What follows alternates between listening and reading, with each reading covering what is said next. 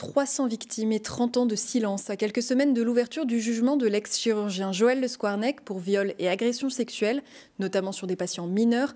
Vannes se prépare à vivre pendant 4 mois au rythme d'une audience hors norme. Dernier préparatif avant le procès d'une ampleur inédite, c'est notre focus de ce vendredi 7 février.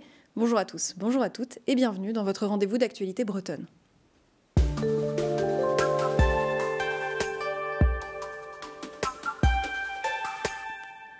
Pendant 30 ans, Joël Le Squarnec, aujourd'hui âgé de 74 ans, a profité de sa position de chirurgien pour abuser de centaines de patients. Le 24 février, son procès s'ouvre devant la cour d'assises du Morbihan pour une durée de 4 mois. Retour sur une des plus grandes affaires de pédocriminalité avec l'éclairage de Jérôme Gallo. Il pourrait s'agir de la plus grande affaire d'agression sexuelle et de viol en France. Comment ce pédophile revendiqué, qui consignait scrupuleusement ses viols dans des journaux intimes sordides, a-t-il pu s'attaquer à des centaines de victimes en toute impunité? C'est ce qu'on va voir aujourd'hui. Nous sommes à Jonzac, en Charente-Maritime, en ce mois d'avril 2017. Une petite fille de 6 ans alerte ses parents. Leur voisin, un médecin alors âgé de 66 ans, s'est exhibé devant elle avant de lui faire subir des attouchements. Ce témoignage est la clé. Il permet aux gendarmes d'entrer chez ce voisin, chez Joël Le Squarnec. Sa maison est l'antre de la perversion. Les enquêteurs découvrent des centaines de récits d'agressions sexuelles et de viols commis par le médecin. Il raconte à la première personne son mode opératoire, le nom de ses victimes, parfois même leur adresse. Et ce, sur 30 années d'activité dans une dizaine d'hôpitaux de l'ouest de la France. Un procès a lieu en mars 2020. Il est poursuivi pour viol et agression sexuelle de 4 mineurs. Il est reconnu coupable et condamné à 15 ans de réclusion criminelle. Un premier procès qui en appelle un autre, d'une toute autre ampleur. À compter du 24 février 2025, le docteur Le Squarnec sera appelé à comparaître devant la cour d'assises de Vannes. Il y est poursuivi à nouveau pour des faits d'agression sexuelle et de viol, mais cette fois sur 299 nouvelles victimes, 158 hommes et 141 femmes qui avaient en moyenne 11 ans au moment des faits. Les 299 victimes espèrent des réponses et comprendre après le choc de la révélation. Il a fallu attendre l'enquête pour que la très grande majorité des patients découvrent qu'ils ont été la cible de Joël Le Squarnec. Une affaire exceptionnelle donc par le nombre de victimes et par l'étalement dans le temps. Le procès s'annonce lui aussi hors norme, 4 mois d'audience, des centaines de personnes qui prévoient d'assister au procès, entre les victimes, leurs proches et les journalistes. Et pour être prêts, le jour J, avocats, procureurs, étudiants en droit et figurants ont joué le procès à blanc ce jeudi. Une opération menée à huis clos, notre journaliste Caroline Lafargue nous raconte les enjeux de cette grande répétition. C'est une vraie simulation du procès avec des figurants à la fois dans la salle d'audience et dans les salles dans lesquelles le procès sera retransmis en direct sur grand écran. On teste par exemple les installations techniques. Là, on a vu qu'il fallait recadrer les caméras de captation pour qu'on voit mieux les parties civiles et les avocats. On teste aussi des scénarios qui nécessiteraient l'évacuation des salles. Par exemple, si Joël Le Squarnec était amené à faire un malaise, il faudrait suspendre l'audience, ou si une des 300 victimes demandait un huis clos, il faudrait faire sortir toutes les personnes qui ne sont pas parties civiles. Et c'est une opération assez complexe puisque plusieurs centaines de spectateurs sont attendus à chaque journée d'audience, que ce soit le public, les journalistes, les parties civiles et leurs proches. Et pas de surprise du côté des élections agricoles en Bretagne. Pour les 6 années à venir, l'Alliance FNSEA Jeunes Agriculteurs conserve sa position majoritaire dans les chambres d'agriculture bretonnes, d'après des résultats temporaires. Après une campagne qui avait été marquée par la mobilisation des agriculteurs contre l'accord européen de libre-échange avec le Mercosur. Pour faire le point sur la situation, on reçoit Jean Le Borne. Tu es chef du service économie ici au Télégramme. Et tu suis les questions agricoles depuis plusieurs années. Il y avait quand même une incertitude sur le Finistère. Est-ce que tu peux nous expliquer pourquoi ? Oui, donc c'est une incertitude qui remonte déjà il y a 6 ans, au précédent scrutin des élections aux chambres d'agriculture. La coordination rurale, à l'époque, déjà portait un discours anti-agrobusiness par la voix de sa présidente finistérienne, Véronique Le Floch, qui est devenue entre-temps présidente de la coordination rurale au national. On s'attendait à ce qu'elle pèse encore davantage sur le scrutin cette année. On s'attendait aussi à ce que la Confédération paysanne, donc le troisième syndicat, prenne un peu plus de voix aussi, puisque chez ses adhérents, il y a beaucoup de jeunes néo-ruraux qui ne sont pas issus du milieu agricole, qui ont rejoint le métier et qui adhèrent au discours de la Confédération. Et donc du côté de la coordination rurale, on parlait de sa présidence, on les a beaucoup vus quand même dans cette campagne et ils ont gagné quand même pas mal de sièges au national. Est-ce que tu peux nous expliquer un peu ? Oui, alors les mobilisations de l'hiver dernier ont été menées en premier lieu par les bonnets jaunes de la coordination rurale, particulièrement dans les régions les plus exposées à la crise agricole, les régions du centre de la France et du sud-ouest où les résultats étaient plutôt mauvais. Et donc dans ces régions, effectivement, la coordination fait une percée à l'issue des élections. Elle gagne en fait une dizaine de départements au niveau national. Merci Jean. Point météo à présent, on pourrait voir de la neige ce week-end dans l'est de la Bretagne. Une goutte froide pourrait provoquer la chute de quelques flocons dans la nuit de vendredi à samedi. Météo France a placé l'Ille-et-Vilaine et les Côtes d'Armor en vigilance jaune, neige et verglas. Et puis question santé. Si une pomme a commencé à moisir, est-ce qu'on peut quand même la manger ? C'est ce que s'est demandé une équipe de chercheurs de l'UBO à Brest.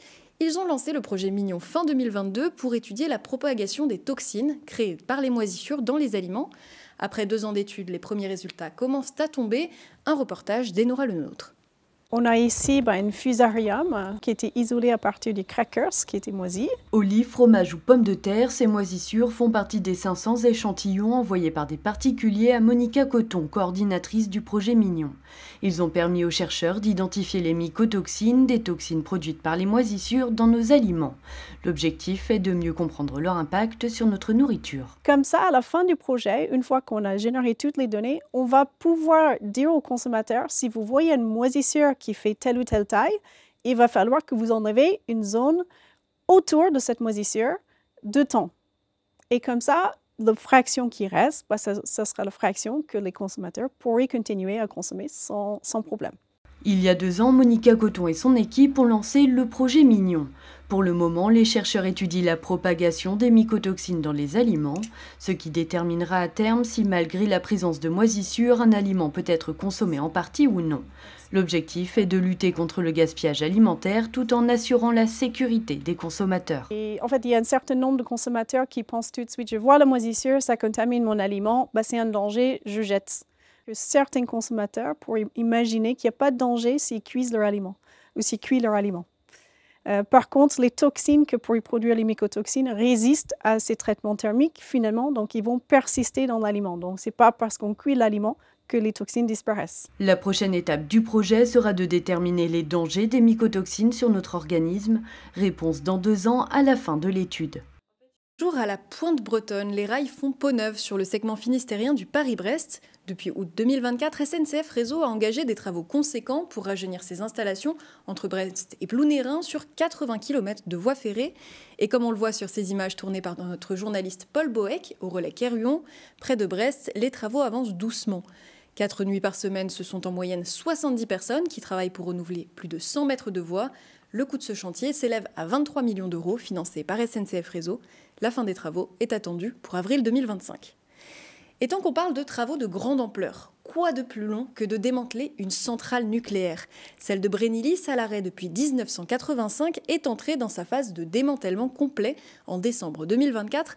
Objectif, arriver à un terrain nu d'ici 2042. Reportage au cœur du chantier avec Vincent Le Gouerne et Arthur Malter. Le plus long n'aura pas été la visite, mais bien d'entrer dans la centrale nucléaire de Brennilis. À l'intérieur, ces combinaisons chaussettes, gants, casques et dosimètres qui mesurent la radioactivité obligatoire. Une fois équipé, on peut enfin pénétrer dans le site à l'arrêt depuis 40 ans et qui vit ses dernières années. Et oui, parce qu'en décembre dernier, la centrale est entrée dans sa phase de démantèlement complet. C'est l'étape qui va nous permettre d'arriver à un terrain nu et prêt à être utilisé pour n'importe quel projet. La première étape de ce démantèlement consiste à libérer l'espace autour du bloc réacteur. Un espace rempli de tuyaux qui n'était pas en contact avec le combustible nucléaire, mais servait à son refroidissement. Un premier chantier qui devrait durer 4 ans. Les prochains mois, on va installer des ateliers dans toute la zone ici qui est libérée pour pouvoir réaliser les découpes à l'intérieur du bloc réacteur des 10 km de tuyauterie qui transportaient le gaz carbonique à l'époque qui était le circuit primaire, le circuit de refroidissement. Au départ, quand c'est à hauteur d'homme, ça sera avec des outils assez classiques. On va utiliser ensuite pour les plus grandes hauteurs des robots, des bras robotisés en fait assez classiques du commerce type industrie automobile et qui vont petit à petit découper toute cette tuyauterie sur toute la hauteur. Une fois cette première étape effectuée, il faudra s'atteler à la phase la plus délicate, le découpage de la cuve traversée par 216 canaux dans lequel était introduit le combustible nucléaire. Et même si on nous assure que 99,9% de la radioactivité a été évacuée, cette étape sera assurée en partie par des robots pour protéger les travailleurs. Un chantier qui sera encore long, il faudra attendre pas moins de 17 ans pour voir disparaître totalement ce dôme de béton de la campagne bretonne. Zoom à présent sur l'initiative d'un patron fatigué des difficultés de recrutement dans son secteur. L'entreprise de découpe laser Onyx à Sizun a ouvert ses portes à des collégiens. Pendant 2 jours, les jeunes de 4e et de 3e au collège de Mesquat à Landerneau ont découvert les différentes branches du secteur de la métallurgie. Objectif, rendre plus accessible ce milieu qui peine à embaucher. Ambre Guiton s'est rendu sur place. Le but, c'est de créer aussi des vocations, sachant que plus tôt on les insère dans l'entreprise, plus tôt on leur permet de découvrir ces métiers. Faire découvrir les métiers de la métallurgie à des collégiens, un défi pendant 2 jours pour l'entreprise Oxymax située à Sizun et spécialiste de la découpe laser. Une vingtaine d'élèves du collège de Mesquat à Landerneau ont visité leurs locaux. C'était pas du tout un métier qui m'intéressait, que je voulais faire et tout. Mais ça m'a permis de voir d'autres métiers. Je préfère plus travailler de mes mains. J'ai déjà fait de la soudure, par exemple au collège, on en fait. Au programme, des tâches administratives avec la prise en main de logiciels, l'exploration d'ateliers de découpe laser et de pliage de métal, et même une initiation à la soudure. Grâce à l'association AJE qui met en relation le monde de l'enseignement avec celui de l'entreprise, le directeur espère séduire plusieurs profils. Le but, c'est de créer aussi des vocations, sachant que plus tôt on les insère dans l'entreprise, plus tôt on leur permet de découvrir ces métiers. Les étudiants ne sont pas forcément au courant de cette mixité qui existe dans l'entreprise, et même qu'aujourd'hui les entreprises font aussi beaucoup d'efforts pour rendre accessibles tous les métiers aux femmes et évidemment aux hommes. Selon une étude récente de l'Observatoire paritaire de la métallurgie, les soudeurs issus d'une formation initiale ont représenté seulement 6% des embauches. Voilà, c'est la fin de cette édition. Merci de l'avoir suivi et bon week-end.